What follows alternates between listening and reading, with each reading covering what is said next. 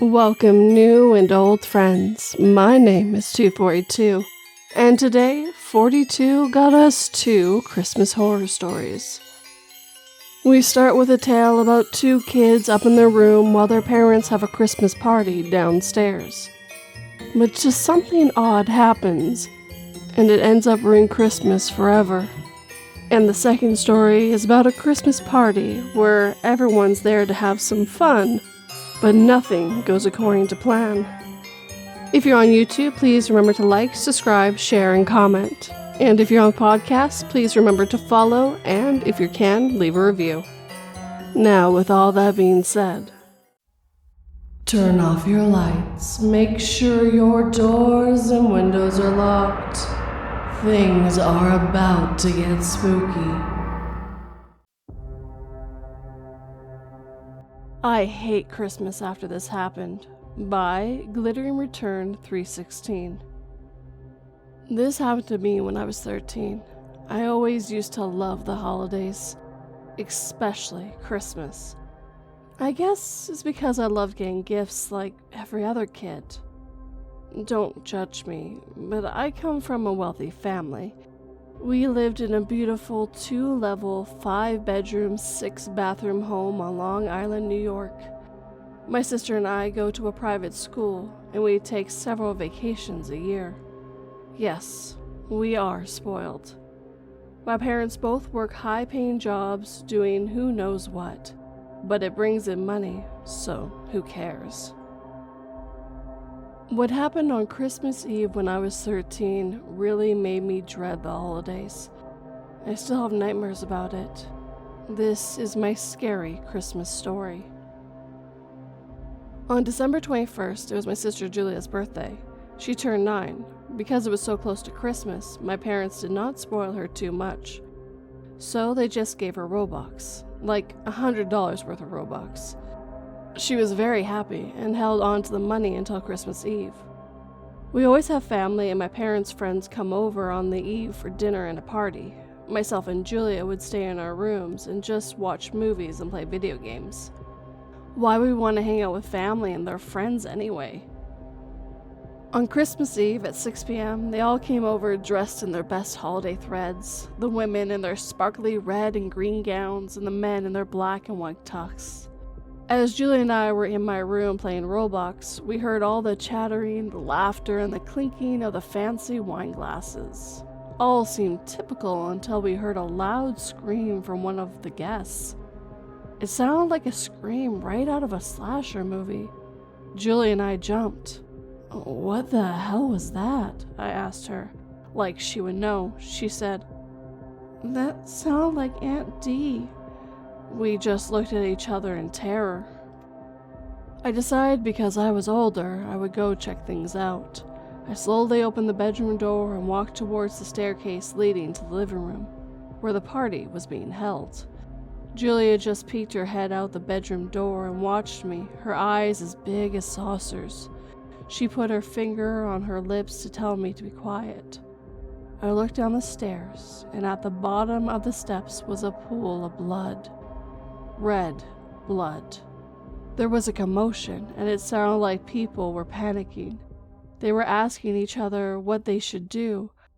I ran to the kitchen where parents were. I asked what happened, who was hurt. My mother was just staring out into the backyard. She did not answer me. My father told me to go back upstairs. I demanded an answer. I mean, are we safe? Did someone break in and hurt one of the guests? Did you call the cops? "Get upstairs!" my father yelled. I ran like my life depended on it. I ran into my bedroom, locked the door, and grabbed Julie to stay close to me.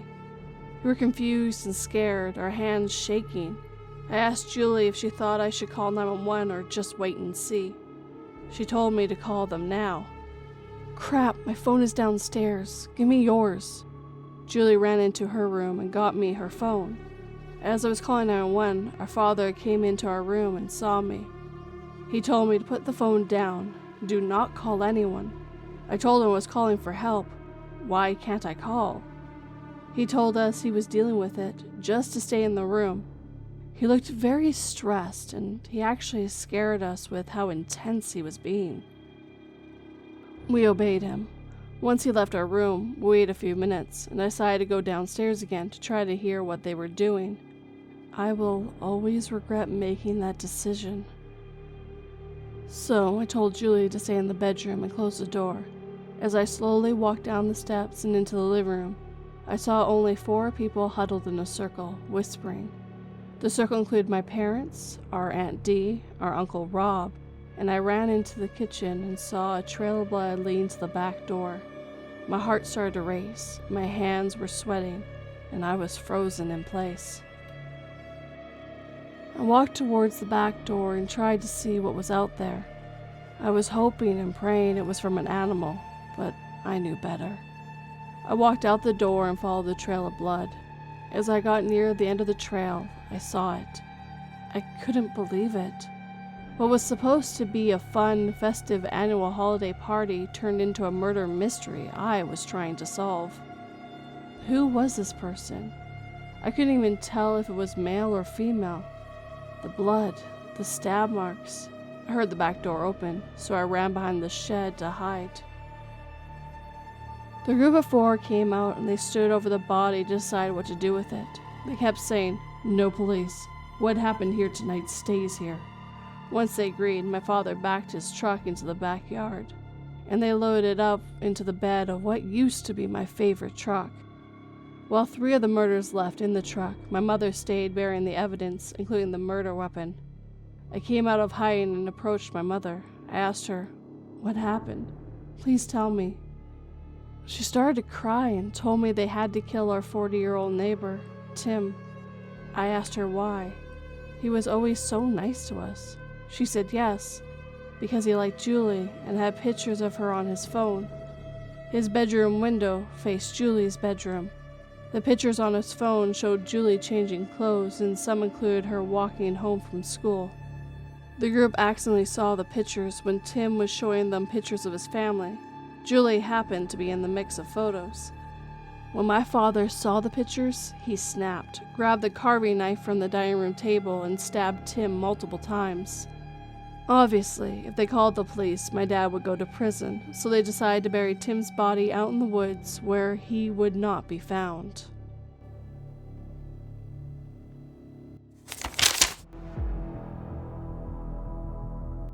My dad has never been emotional or said I love you, but today he came and gave me a box of all his favorite things. He finally said he loved me, and I was able to go to bed tonight happy.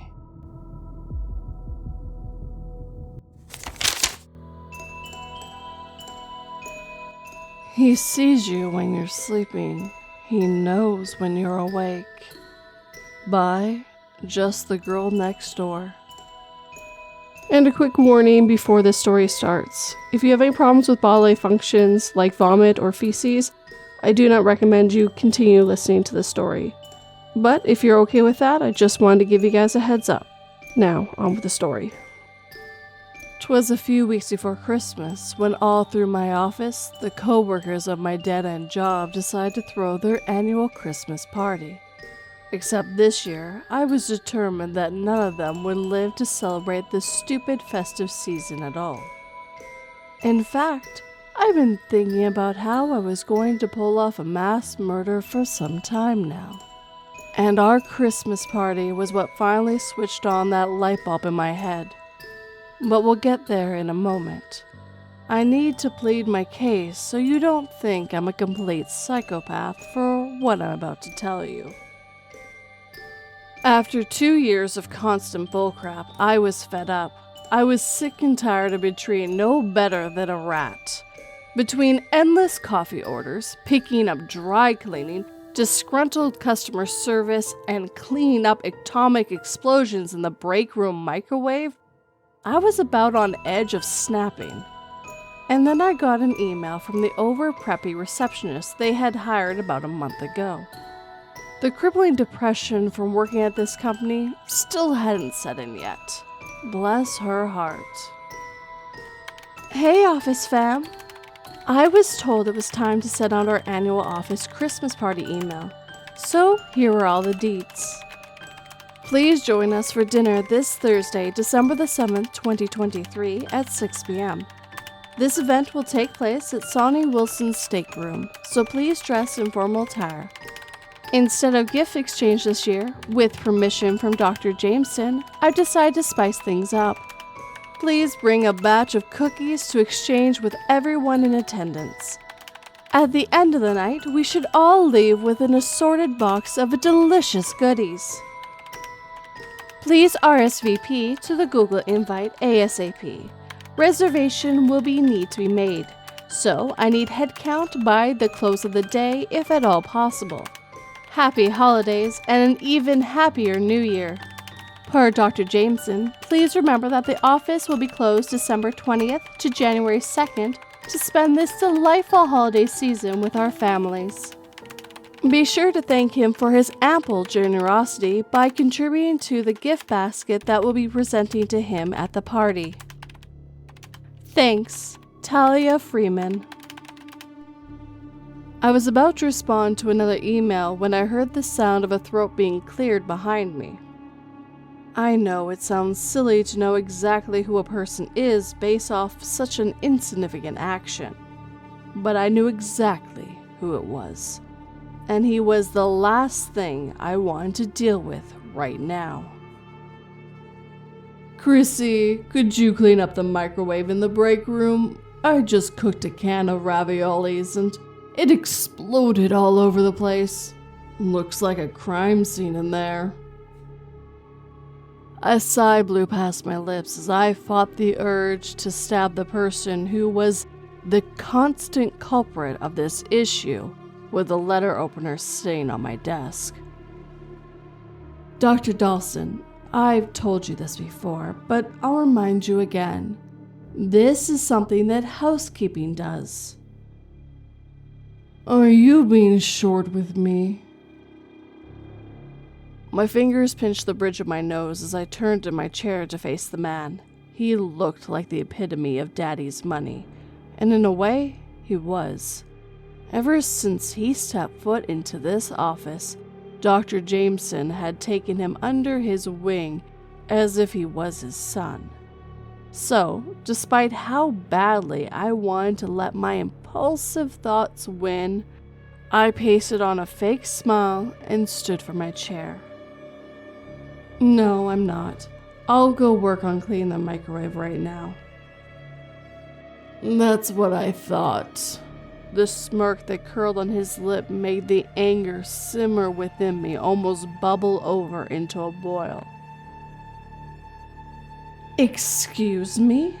With a turn of my heel, I whipped around to face him. You heard me, he chuckled. In fact, you'd make a pretty little maid. Come clean my house when you're done. I shot him a glare before holding up a middle finger and storming off to the break room. But he wasn't done yet. I'd been in the break room for less than a minute before Dawson came strolling in, hands shoved into his suit jack pockets. You know, Chrissy, I don't really appreciate that behavior. The condescending tone of his voice was really rubbing me the wrong way, and I had a mile-long list of things I still needed to attend to. I really didn't have time for his silly charades today. So I simply chose to ignore him, reached into the cabinet under the sink and rifled through the clean supplies instead. When I stood up to set everything down on the counter, though, I was met with the incredibly imposing form of Dawson staying over me. Before I could even react, he had caged me in, forcing me back against the counter. Predator eyes roved over me, briefly glancing at my chest before meeting my eyes. You know, he stared. It really is a shame that such a beautiful woman has to work so hard. I sucked in a breath, shifting uncomfortably in my heels. I guess a pretty face isn't worth much when it isn't smart, huh? With a tap to the side of my head, he chuckled. Too bad there isn't much that goes on up there. His finger twirled a strand of blonde hair around his finger before he brushed his thumb over the fullness of my bottom lip. I bet I know what you are good for, though. My brows furrowed angrily as I swatted his hand away. Don't touch me. I ground the words out between clenched teeth and my voice a deadly hiss. Feisty, he growled, a wicked gleam burning in his icy blue irises, his hands traveling down the length of my pencil skirt before giving my butt a rough smack. Before I even realized what I was doing, my hand flew up and I slapped the side of his face so hard that it stung. My chest heaved as I took large gulps of air. I was so livid that I was shaking. In a matter of seconds, his expression flickered between surprise, disbelief, and then anger. With a rough shove, one of his hands wrapped around my neck like a vine of ivory, creeping up the expanse of it before settling on my jaw. My head slammed into the back of the cabinet, the clean supplies clattering to the ground. You filthy little whore. Stop! Both of us turned, slightly taken aback at the intrusion. It was the new guy. He was hired just a couple weeks ago, and had become a constant laughingstock in the office. His nickname of Santa's Little Helper quickly gained traction when Talia caught him working as Santa's meet and greet at the mall. It turned out they volunteered to work there on the weekends. Despite him dressing as one of the elves, he was well over 6 feet tall. I guess it was sort of ironic that the large man in the office spent some of his time dressed as something known to be short in his free time. I was never more thankful for his presence. Listen, Nick, this is all a big misunderstanding. Dawson backed away with his hands raised awkwardly, shifting in place before he rubbed the back of his neck. It didn't look like a misunderstanding. Nick's tone was ice cold, slicing through the tension in the room and warning Dawson to stand down. A glare settled on his features, his jaw clenched as he leaned against the doorframe, arms crossed tightly over his chest. His gray dress shirt was stretched taut against the bulge of his biceps, the fabric strained against the expanse of his large, broad shoulders. Either I had never noticed, or I'd simply been too busy. But in the right light, Nick looked kind of threatening. Based on his physique alone, he could probably chew Dawson up and spit him out in less than a second. Look, I was just leaving. No, you're not. My eyes darted between the two men before landing back on Nick. Not until you clean that microwave. Dawson bristled, clearly getting aggravated with his demands. Stop throwing your weight around, new kid. I'll tell Dr. Jameson. Tell him what? Nick seethed. That you assaulted a coworker? Dawson's gulp was audible. Fine. With a nod, Nick beckoned me towards him, but before I could even step past the threshold of the door, Dawson was quick to remind me of my status at this hellhole. Chrissy. I paused mid-step, glancing briefly at Nick. I don't care what anyone in this office says, he spat. You're no more than a pathetic assistant that begs for breadcrumbs at the feet of a bunch of big shots who have degrees. You'll never amount to anything. And neither will Santa's little helper over there. It took everything I had to bite back my anger. Nick simply chuckled and said, And you're nothing more than a lapdog. Despite the fact that I appreciate Nick's help, Dawson was right. You see, the thing is, I never went to college. I grew up in a middle-class family, but my parents couldn't afford to pay for my education. I wasn't smart enough to get a rocket science scholarship, and my ACT scores were a measly 20.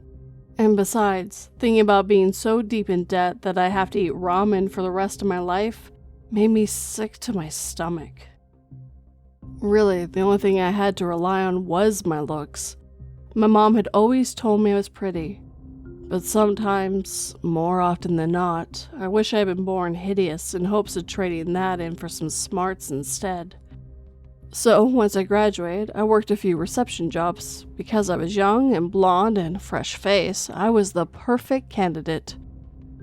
Flashing the customers a pearly white smile and scheduling appointments was a piece of cake.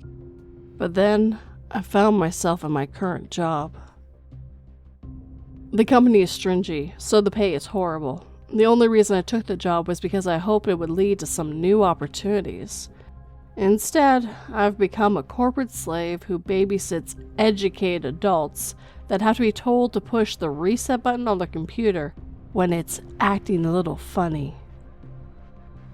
But I don't want any of you to think that because of my looks, I'm completely and utterly useless. Let's be clear on that. I'm really quite the opposite. In fact, my looks make for an excellent, inconspicuous cover. I may not have a degree, but I have an unusually strange amount of knowledge about toxicology, specifically the hardest poisons to detect. I have successfully used plenty of poisons like urethane glycerin, ricin, and coriander, but thallium sulfate is my favorite. Thallium sulfate is colorless, odorless, tasteless, and water-soluble.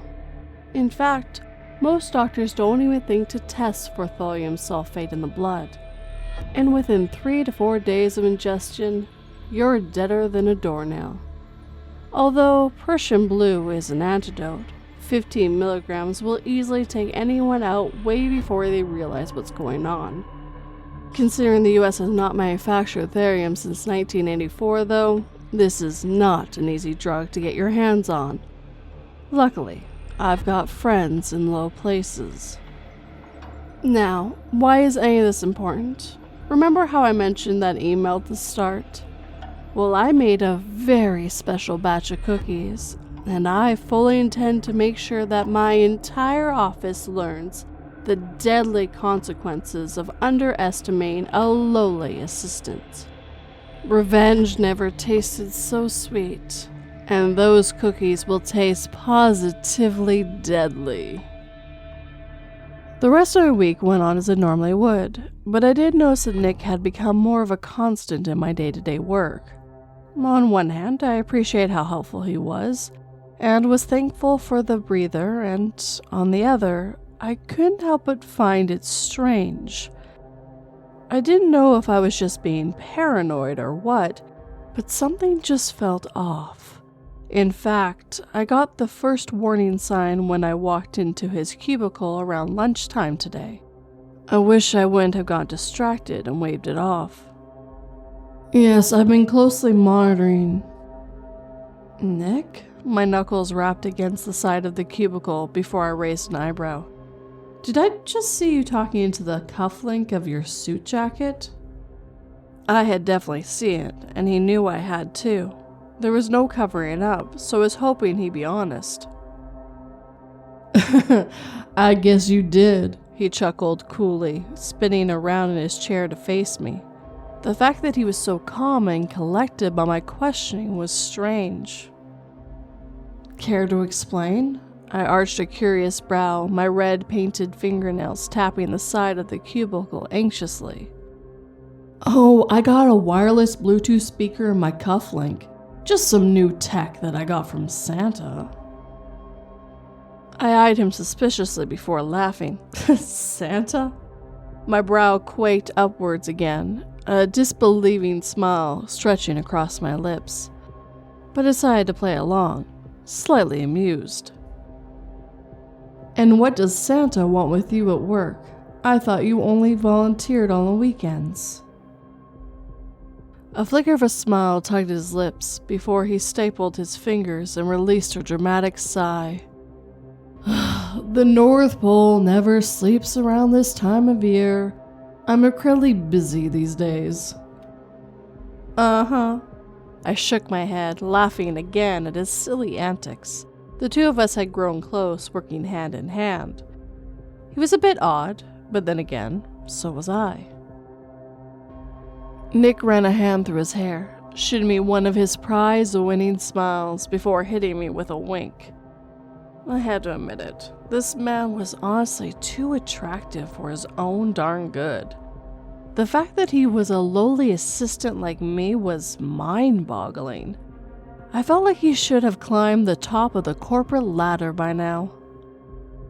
Believe it or not, Chris, but Santa sees and hears everything. And without the help of his team, he won't be able to get everything done in time for Christmas. I playfully slapped his shoulder before rolling my eyes. You're such a weirdo. With a pause, I smirked and whispered, So, am I on the naughty or the nice list this year? It was admittedly a bit of a risky question, but the tension between us was undeniable.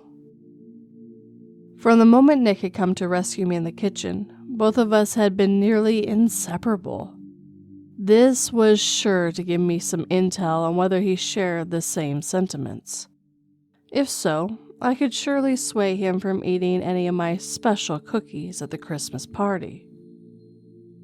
I watched curiously as Nick stood from his chair and took a quick peek around. A large portion of the office had gone out for lunch together, and the others had their heads buried in their computers. An amused grin creeped across my lips when he sat back down, a playful expression melting across his features. With a tug, he pulled me back into his lap, brushing back a strand of hair before he whispered, Pretty sure you're on Santa's most wanted list. I stiffened at his words. I'd poisoned more people than I had fingers and toes for at this point, and as far as I knew, I hadn't been caught. He couldn't know anything about this, right? I was always very careful. Change of location, change of hair color, new name, new clothes, all of it. Just kidding. His eyes lit up mischievously as he studied my expression. But you have been very naughty. My cheeks burned a bright red. With a light smack on his chest, I stood back up and straightened my dress. You dirty dog, I laughed. Later that night, as I stood in my kitchen with a mixing bowl in hand, I couldn't help but replay his words over and over in my mind. Before I left to go home, he had stopped me in the parking lot and asked to be my date for the Christmas party. Before I even realized what I was saying, the word yes flew past my lips. Little did I know, I was making a huge mistake. The next day flew by, catapulting me into my plans faster than I'd ever even anticipated. As I strolled past the front door of Sony's, the intoxicating smell of fine dining assaulted my nostrils. I felt like I stuck out like a sore thumb in my bright red dress, and Nick hadn't shown up to accompany me just yet. Everyone else was dressed in shades of black, white, and cream. These people were so incredibly boring. I didn't know if having a degree sucked the life out of you or something, but these colors sure were. Talia was dressed in a floor-length cream-colored gown, and despite her stunning red hair, the shade of that gown washed out her features in the worst way possible. I mean, it was Christmas for crying out loud, and not a single soul was dressed in red or green? By the time we were all seated and Mr. Jameson had raised a toast, I was admittedly getting nervous. Nick hadn't shown up, and I didn't really like talking to any of these snobs besides exchanging the obligatory pleasantries. As I waited for him to show, my eyes couldn't help but to glance over at my beautiful little Christmas cookies, glistening on the table in the center of the room. I generously coated them in sugar and dusted them with a bit of cinnamon.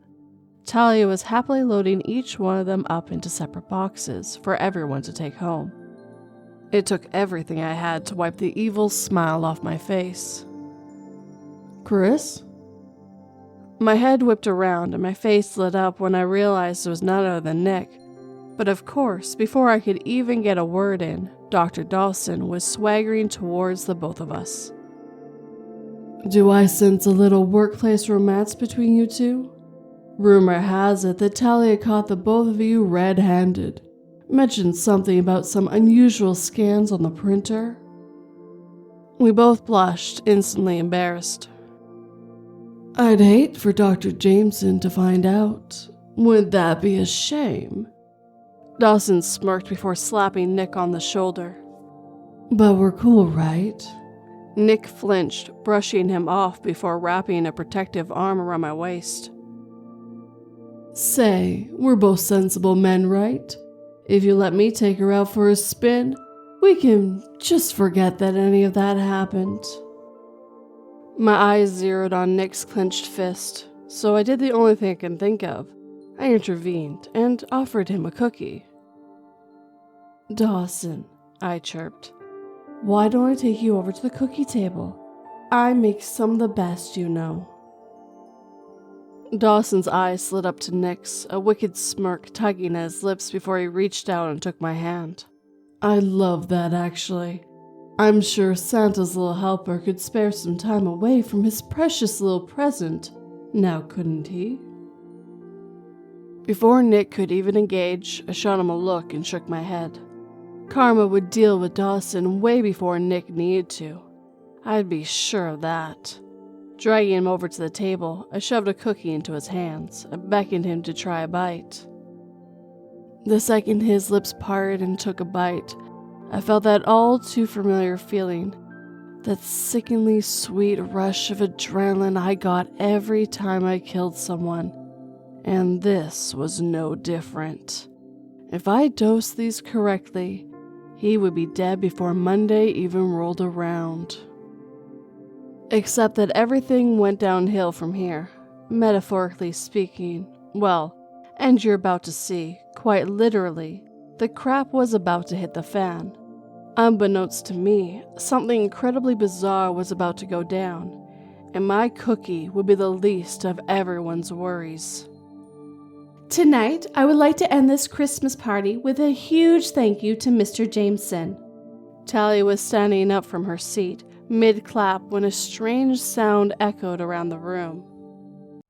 My head instantly snapped in the direction of it, and so did everyone else's. There, hunched over the table, was a very sick-looking Dawson. Vomiting spewed in his mouth like a geyser, chunks of his dinner splattering the pristinely white tablecloth in front of him. The two women co-worker he had been flirting with all night stood up and gasped. He was throwing up so profusely now that it was projectile. At this point, it was like something off of The Exorcism. The two slim brunettes were covered in thick, slimy goo. The both of them screamed in disgust or anger or maybe both, before blowing chunks themselves. It was complete and utter chaos, and I couldn't help but smile. That smile quickly disappeared the second he fell backwards onto another table, though. His body flopped like a fish and spasmed erratically. Glass shattered and silverware clattered to the ground. Damn it. The poison was setting in now. Anxiety hit me like a freight train. What if some others had eaten more than... Thump. Everyone's eyes darted to Mr. Jameson, his eyes rolling into the back of his head as he clutched his throat. He was choking and coughing, strange gargling sounds emitting from his mouth. Thick crimson rivulets gushed from his nose and mouth as he fell into a heap on the floor.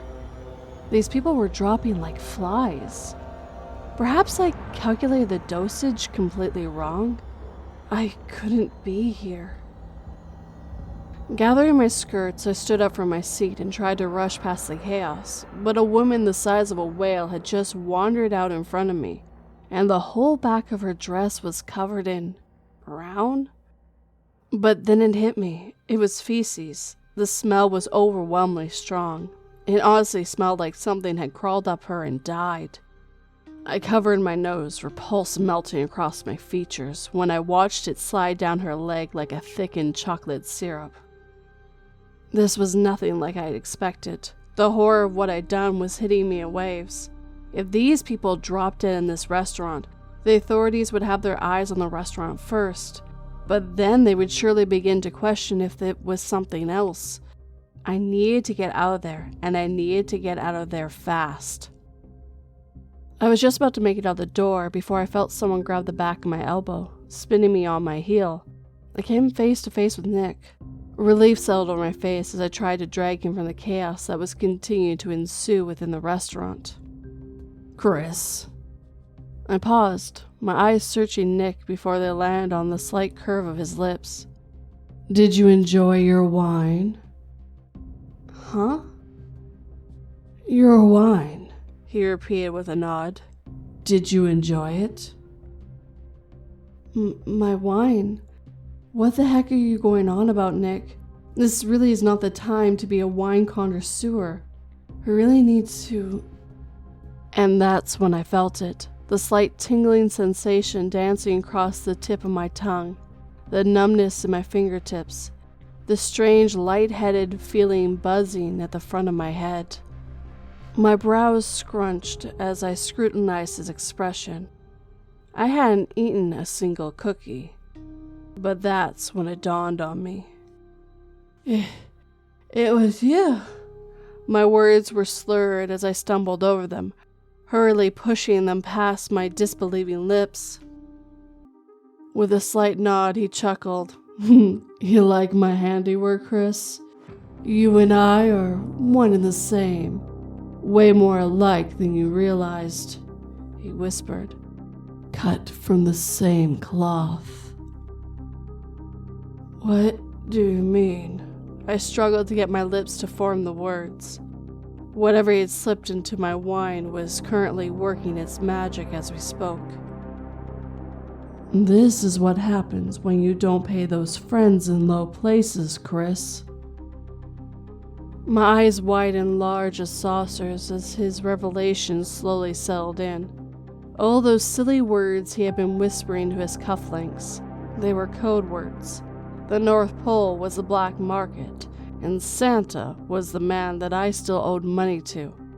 Nick indeed was one of his little helpers, and he had finally found me.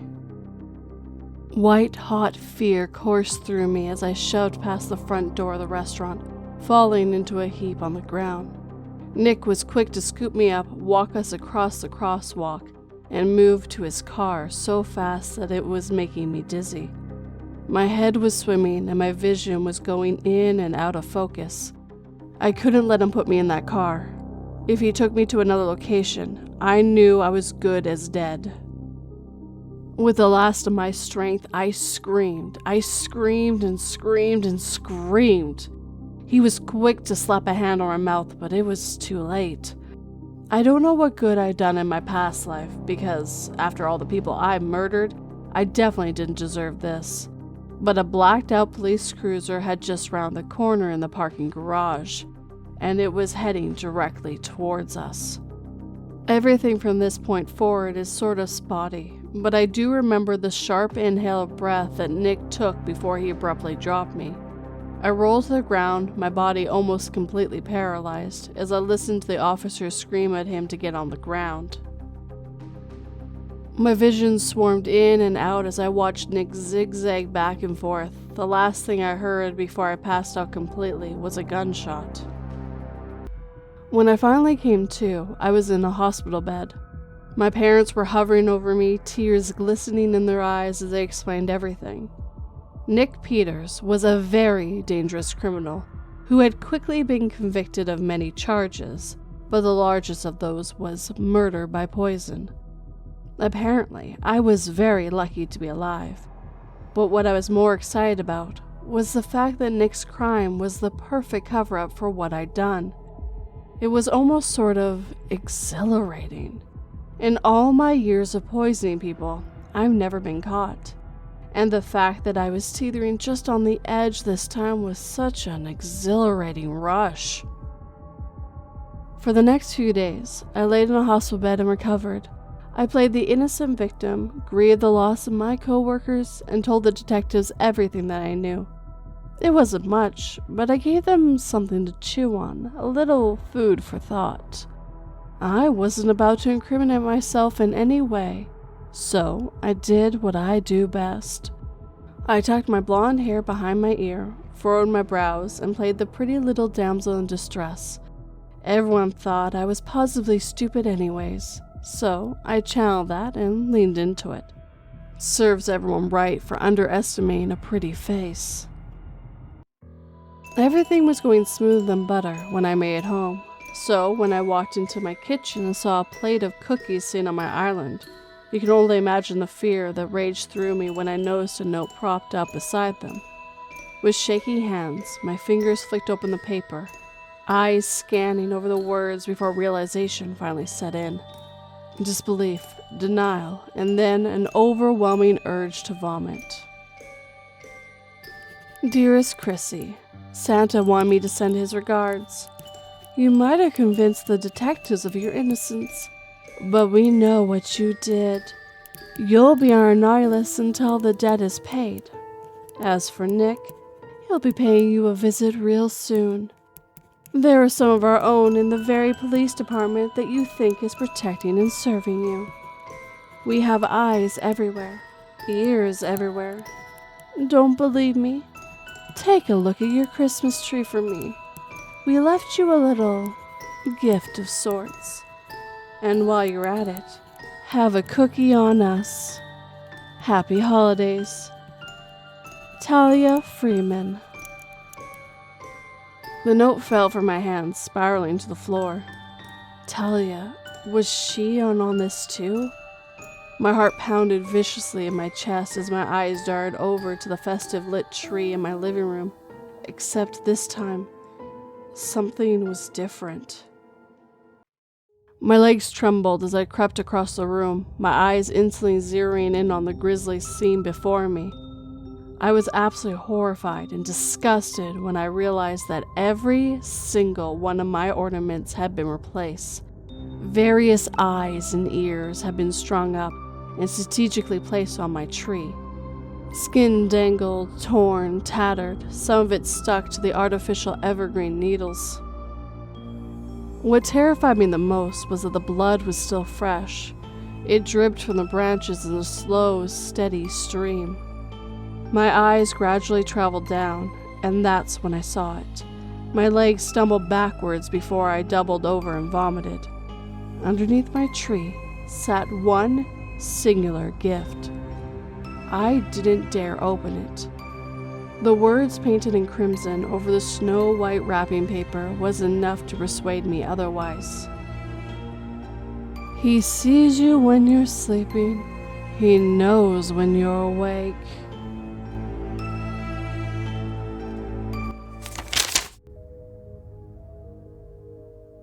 My doctor told me taking the small yellow pill twice a day would make my daughter's horns disappear. She kept saying they made her feel sick, so I used a knife instead.